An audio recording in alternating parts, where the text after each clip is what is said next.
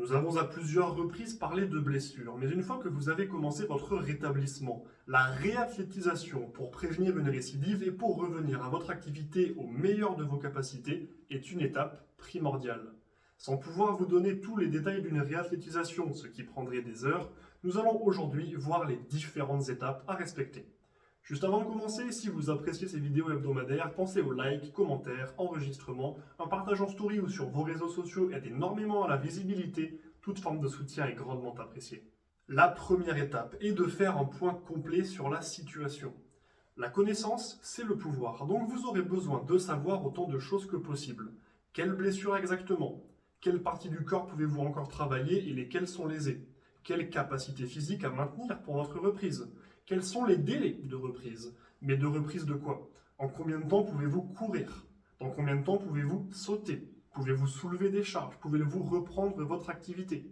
Ce travail-là est en général celui commun entre le kiné et le préparateur physique, ainsi que le réathlétisateur s'il y en a un. Cette réflexion va vous permettre d'établir une planification avec des points à respecter pour passer d'une étape à l'autre et ainsi vous assurer que votre reprise se passe comme prévu. Maintenant que vous avez votre planification, la deuxième étape va dépendre de la gravité de la blessure et il s'agit de la laisser se soigner pendant que vous travaillez les parties du corps encore saines. Par exemple, si vous avez un bras cassé, vous n'allez évidemment pas vous en servir pendant la durée nécessaire à sa resolidification. Par contre, vous pourrez relativement vite réentraîner vos membres inférieurs, notamment sur des machines. Une fois que votre bras ira un peu mieux, même si vous ne pouvez pas encore le soumettre à de fortes charges, peut-être que vous pourrez progressivement reprendre la course à pied et qu'il supportera les impacts. En revanche, dans le cas d'une tendinopathie, alors l'arrêt complet de l'activité et donc des sollicitations sur la partie blessée est rarement une bonne idée.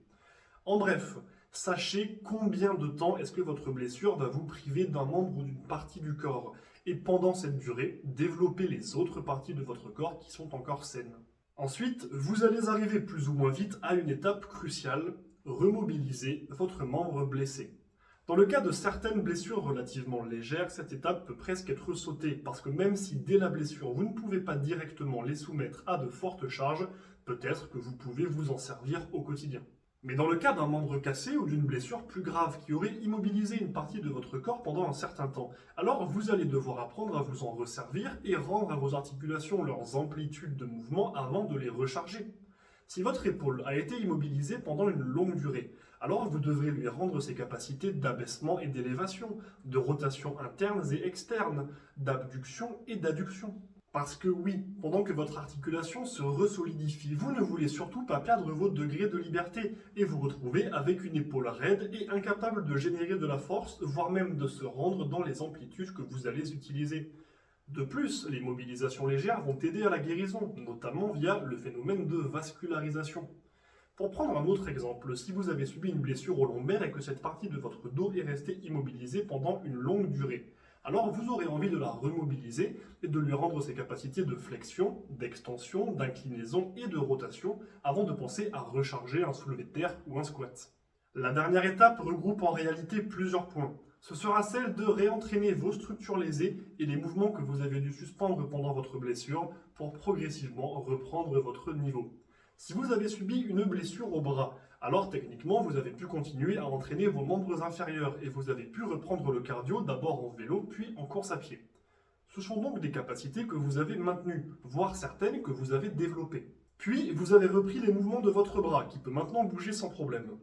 Eh bien il va falloir réhabituer vos structures à générer de la force, à supporter de la charge, à se contracter et s'étirer, à se mouvoir sous tension.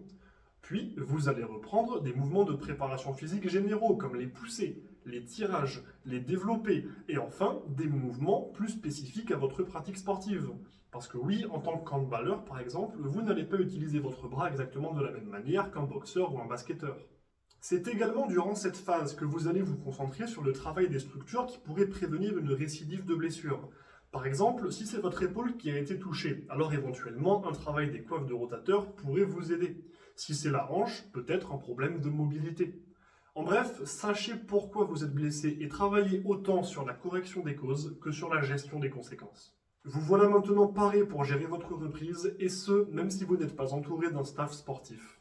Alors évidemment, la réathlétisation est un domaine infiniment plus vaste que ça. Mais aujourd'hui, je voulais simplement vous donner des clés simples et efficaces pour que vous ayez un chemin à suivre.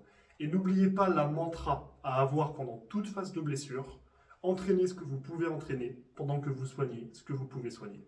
J'espère que cette vidéo vous a été utile. Si vous avez des questions sur le sujet que nous venons d'aborder ou d'autres interrogations sur le monde du sport en général ou même sur votre cas en particulier, contactez-moi pour que je puisse vous aider.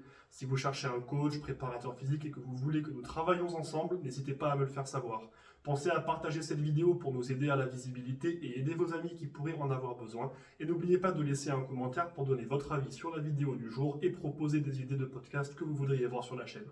Sur ce, bon entraînement et n'oubliez pas, rendez-vous fiers.